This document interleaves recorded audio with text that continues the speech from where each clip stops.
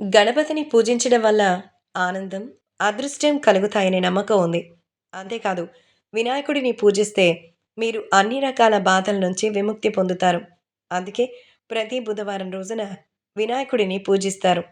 జ్యోతిష్యుల ప్రకారం ఈరోజు కొన్ని పరిహారాలు చేస్తే డబ్బుకు సంబంధించిన సమస్యలన్నీ తొలగిపోతాయి. దేవతల దేవుడైన మహాదేవుని కుమారుడైన వినాయకుడిని ఏ పూజలో అయినా ముందుగా పూజిస్తారు. వినాయకుడిని పూజించడం వల్ల ఆనందం, అదృష్టం కలుగుతుంది. అంతేకాకుండా మనకున్న అన్ని రకాల బాధల నుంచి విముక్తి పొందుతారు. అందుకే ప్రతి బుధవారం నాడు వినాయకుడిని భక్తి శ్రద్ధలతో పూజిస్తారు. శుభకార్యాలు సాఫీగా సాగడానికి బుధవారం నాడు చాలా మంది వినాయకునికి ఉపవాసం కూడా ఉంటారు. జ్యోతిష్య శాస్త్రంలో బుధవారం ప్రత్యేక చర్యలు తీసుకోవాలనే నియమం కూడా ఉంది.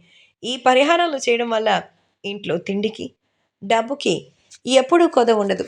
మీరు కూడా ఆర్థిక సమస్యల నుంచి బయటపడాలంటే బుధవారం నాడు ఈ పరిహారాలు ఖచ్చితంగా చేయండి.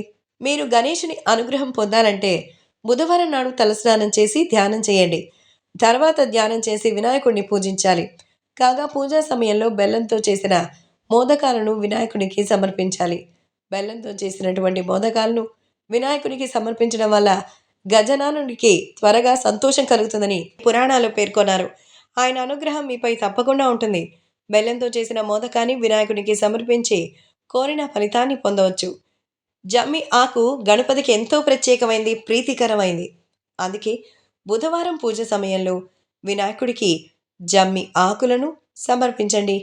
అలాగే మీ కోరికలను వినాయకుడికి చెప్పుకుంటే ఎంతో మంచిది. అలాగే ఈ పరిహారాన్ని చేయడం వల్ల భగవంతుడు త్వరగా సంతోషిస్తారు.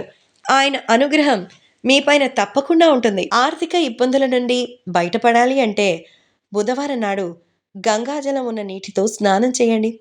తరువాత పసుపు రంగు దుస్తులు ధరించి సూర్య భగవానుడికి నీటిని సమర్పించండి.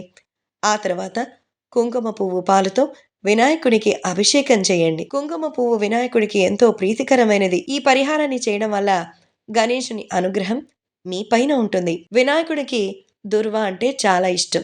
అందుకే వినాయకుడికి ప్రత్యేక అనుగ్రహం పొందడానికి బుధవారం 21 దుర్వలను దారంతో కట్టి వినాయకుడికి సమర్పించండి.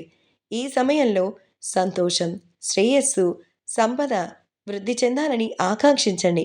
ఇలా చేయడం వల్ల జీవితంలో దుఃఖం, సంక్షోభం, డబ్బుకు సంబంధించినటువంటి సమస్యలు తొలగిపోతాయి.